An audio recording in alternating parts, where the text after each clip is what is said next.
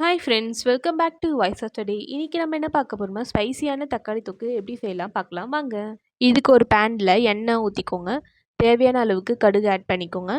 நல்ல பெரிய சைஸாக 4 இல்லை 5 பல்லு பூண்டு தேவைப்படுற மாதிரி எடுத்துக்கோங்க. இந்த பூண்டை டேரெக்டாக நம்ம அப்படியே போட மாட்டோம், நல்லா இடித்து போட்டால் தான் நல்லாயிருக்கும் பூண்டு. எண்ணெய் நல்லா காஞ்சதும் நம்ம பூண்டை தான் ஃபஸ்ட் நம்ம சேர்ப்போம். பூண்டு நல்லா ஃப்ரை பண்ணக்கூடாது, லைட்டாக கலர் சேஞ்ச் ஆனதும் நம்ம பச்சை மிளகா தேவையான அளவுக்கு, உங்களுக்கு காரத்துக்கு தேவையான அளவுக்கு பச்சை மிளகா நீங்கள் ஆட் பண்ணிக்கோங்க. நல்லா பழமாக இருக்க தக்காளியாக ஆட் பண்ணிக்கோங்க. 5 இல்லை 6 தக்காளி ஆட் பண்ணிக்கோங்க. இந்த ஸ்டேஜில் கேஸை நம்ம சிம்மில் வச்சே நல்லா ஃப்ரை பண்ணிக்கோங்க.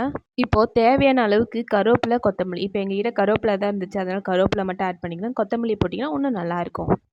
இப்போ உங்களுக்கு தேவையான அளவு, காரத்துக்கு தேவையான அளவுக்கு வீட்டில் அரைக்கிற மிளகாத்தூள் வந்து ஆட் பண்ணிக்கோங்க. இது கூட கொஞ்சம் ஜீரகமும் ஆட் பண்ணிக்கோங்க. ஜீரகம் அப்படியே ஆட் பண்ணாமல் கொஞ்சம் இடித்து போட்டிங்கன்னா இன்னும் நல்லா. அவ்வளோதாங்க. எண்ணெய் நல்லா திரிஞ்சு வர அளவுக்கு நல்லா வதக்கிக்கோங்க. நீங்கள் எவ்வளோ நல்லா ட்ரையாக ரோஸ்ட் பண்ணுறீங்களோ அவ்வளோ நல்லா இருக்குங்க. அவ்வளோதாங்க, நம்ம ஸ்பைசியான தக்காளி தொக்கு ரெடி ஆகிடுச்சு. இது கூட நம்ம இட்லி, சப்பாத்தி, தோசை கூட வச்சு சாப்பிட்லாங்க. நல்லாயிருக்கும். சுட சுட சர்வ் நல்லா சூடாக சாப்பிட்டிங்கன்னா அடிப்பொலியாக இருக்கும். இது போல் வ்ளாக் பார்க்கணுன்னா நம்ம சேனலை சப்ஸ்கிரைப் பண்ணிக்கோங்க, லைக் பண்ணிக்கோங்க, ஷேர் பண்ணிக்கோங்க, கமெண்ட் பண்ணுங்கள். தேங்க்யூ ஃபார் வாட்சிங்.